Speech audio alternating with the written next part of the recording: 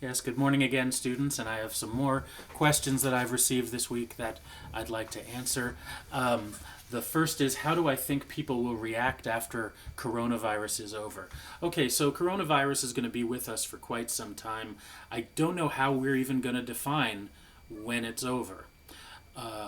In the sense that, for instance, is the flu over?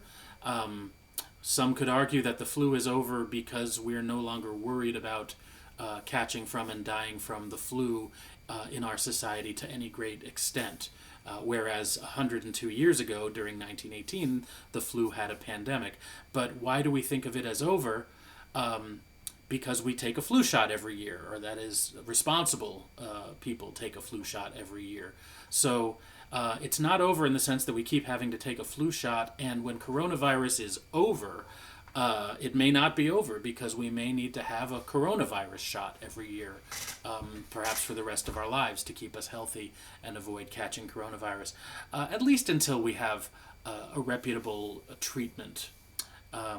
So then the question is, how will we react? So again, reaction has to do with what the conditions are. So how do we react to taking a flu shot every year? Some of us don't take it.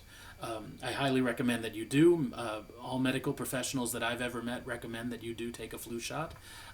Most jobs, most full-time jobs include a flu shot as part of their packages.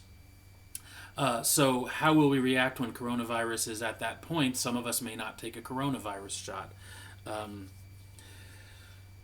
But my hope is, of course, that when we get to the point where this is a manageable, controllable situation, that we go back pretty much to normal in terms of our day-to-day lives. Although I do have incredibly strong hopes for how our society will improve the way we deal with each other when this coronavirus pandemic sort of gets manageable. I hope that we will have learned certain lessons from this. For instance, that there are too many people in our society who are left behind, who are not receiving the benefits of a modern middle-class first world society.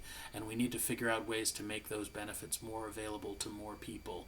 And I desperately hope, I very, very strongly hope that coronavirus will teach us the sort of lessons we need to learn in order to become a society that truly cares for all of its members when we have gotten to the point where coronavirus is manageable.